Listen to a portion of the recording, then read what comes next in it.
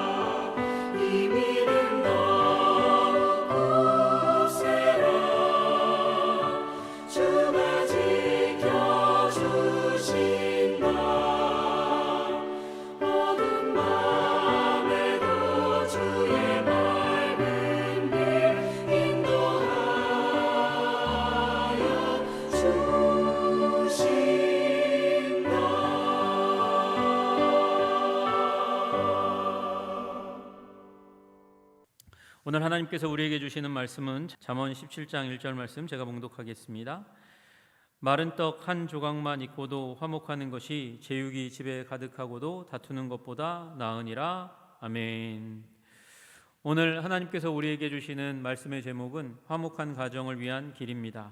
생각지도 않게 1억이 생겼다고 한번 생각해 보십시오. 아마 여기 모든 가족들이 다 기뻐하고 즐거워할 것입니다.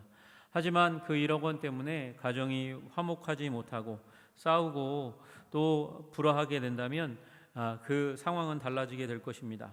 가정의 화목을 위해서 어떤 가정은 1억 원을 포기하는 가정이 있을 것이고, 또 화목한 가정이 깨어지더라도 1억 원을 움켜쥐고자 애쓰고 힘쓰고 그 갈등을 더 기피하는 가정이 있을 수도 있습니다.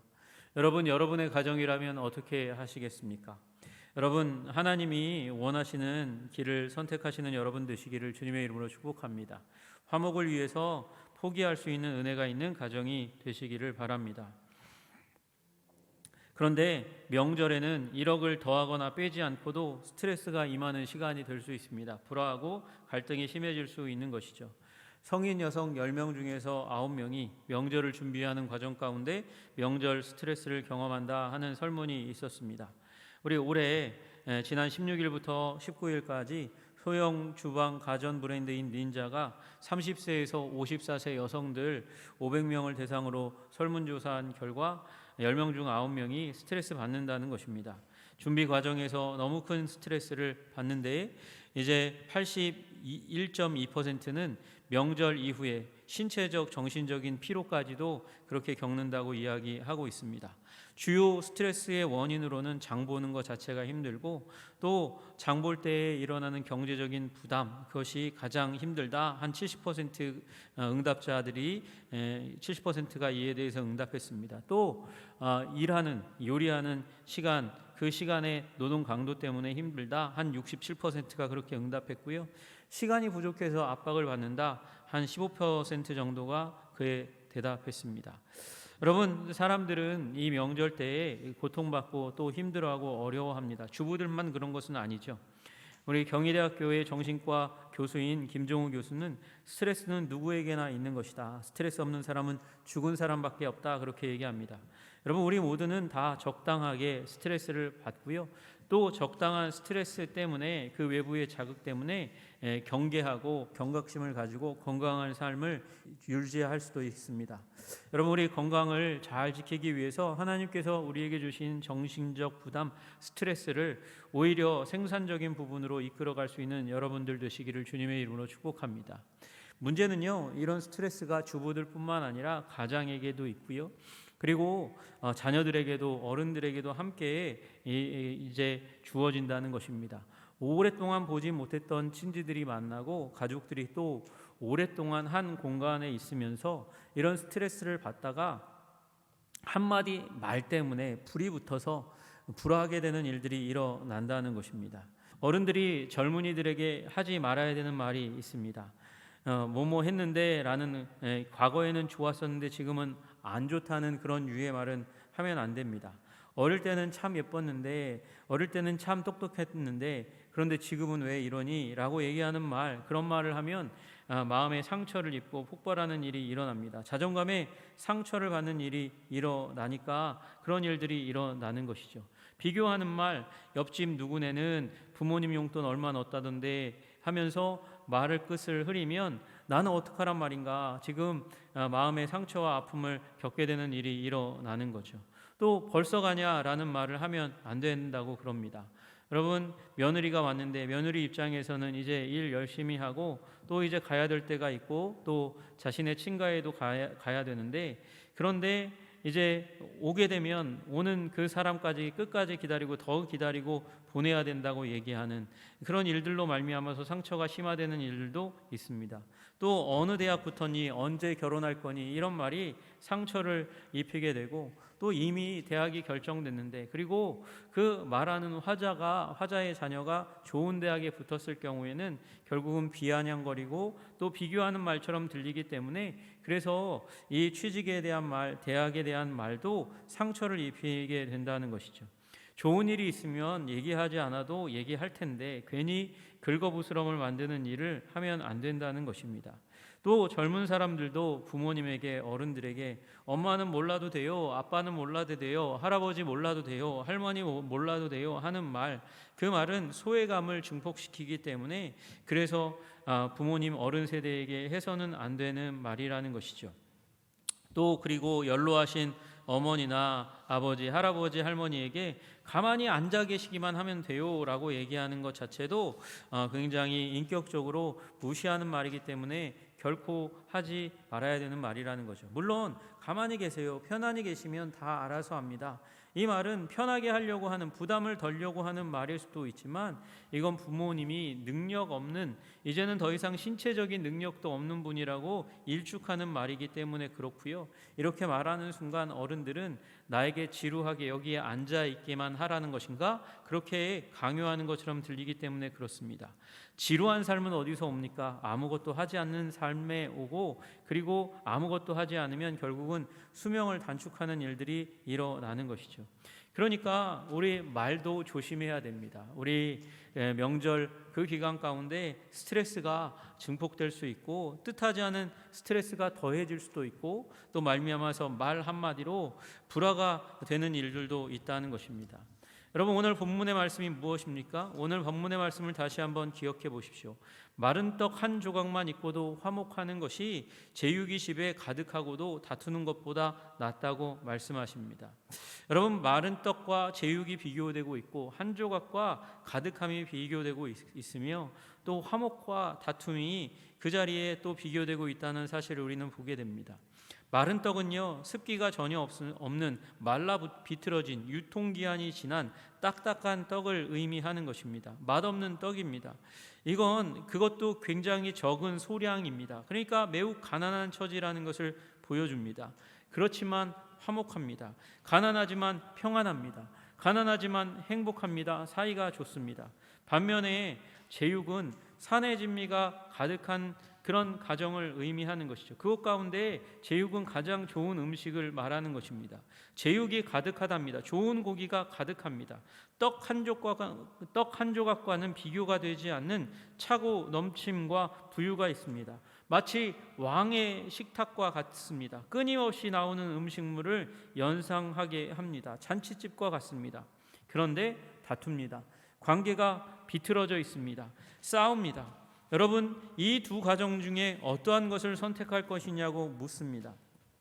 여러분, 진리이신 하나님의 말씀은 제육이 집에 가득하고도 다투는 것보다는 마른 떡 한 조각만 있고도 화목한 가정이 더 복된 가정이라고 이야기하고 있습니다. 여러분, 여러분의 가정을 복된 가정으로 삼으시기를 주님의 이름으로 축복합니다. 화목을 지향하시기를 주님의 이름으로 축복합니다. 모두가 다 스트레스 상황 가운데 있다는 것을 인정하고 말 한마디 한마디를 통해서도 격려하고 축복하는 여러분들 되시기를 주님의 이름으로 축복합니다. 여러분, 대부분 싸우고 화목하지 못한 이유는 내가 덜 가지고 상대편이 더 가지게 되어서 싸우는 것이 아닙니다. 근데 내가 가진 것도 나누어 주려고 하면 그 가정은 결코 불화할 수 없는 것입니다. 여러분, 우리 기억하시는 이야기가 있습니다. 두 형제의 이야기입니다. 밤만 되면 두 형제가 서로 짐을 옮깁니다. 형은 아우가 더 많은 식솔이 있으니까, 그래서 아우에게 더 많은 필요가 있을 것이라고 생각해서 자기의 쌀가마니를 동생에게로 옮깁니다. 동생은 또한 형이 존중받아야 되고 형의 가정 가운데는 머슴들이 많으니까 먹어야 되는 쌀이 많으니 자기의 가정 가운데 있는 쌀을 옮겨서 형에게 나누어 줍니다. 형에게 돌려줍니다. 그런 가정에는 결코 불화가 있을 수 없습니다. 높여주는 그곳 가운데서는 불화가 있을 수가 없다는 것입니다. 여러분, 그러므로 나누어 주려고 하고 더 섬기려 하고 또 더 높여주는 여러분들 되시기를 주님의 이름으로 축복합니다. 여러분, 우리 사도행전 20장 35절에 말씀하십니다. 범사에 여러분에게 모본을 보여준 바와 같이 수고하여 약한 사람들을 돕고 또 주 예수께서 친히 말씀하신 바 주는 것이 받는 것보다 복이 있다 하심을 기억하여야 할지니라. 여러분, 받는 것보다 주는 것에 더 힘쓰면 그 가정은 화목할 수밖에 없습니다. 스트레스를 넘어서고 그 스트레스를 기쁨으로 바꾸는 놀라운 하나님의 은혜가 임할 줄로 믿습니다. 또 높여주기를 힘쓰므로 말미암아 화목을 도모하시는 여러분들 되시기를 주님의 이름으로 축복합니다. 가정마다 이런 영성이 가득하기를 소원합니다. 누구든지 자기를 높이는 자는 낮아지고 누구든지 자기를 낮추는 자는 높아지리라. 상대방을 높여주고 나는 낮은 자리에 있고 상대방을 격려하고 상대방을 축복하면 더 아름다운 관계가 이루어지게 될 것입니다. 심지어 마태복음 18장 4절은 말씀하십니다. 그러므로 누구든지 이 어린아이와 같이 자기를 낮추는 사람이 천국에서 큰 자니라. 내가 낮추고 상대편을 높여주면 그가 있는 곳은 천국으로 바뀌고 그리고 하나님 나라에서 큰 자로 인정받는 일이 일어나게 될 것입니다. 무엇을 가질 때가 아니라 나누어질 때 우리는 넉넉해집니다. 높임을 받을 때가 아니라 높여줄 때 우리의 명절은 행복하게 되고 가정은 아름답게 될 것입니다. 행복의 씨앗을 말로 뿌리어 스트레스 상황을 변화시키는 우리 명절 되시기를 주님의 이름으로 축복합니다. 그래서 2025년 구정 명절이 우리 가정의 화목이 더욱더 아름답게 자리 잡게 되는 한 해 설날이 되시기를 주님의 이름으로 축복합니다. 기도하겠습니다. 하나님 아버지, 감사하고 찬양합니다. 하나님, 우리 제육이 가득한 것보다 한 조각의 떡이 있더라도 화목한 가정이 더 중요합니다.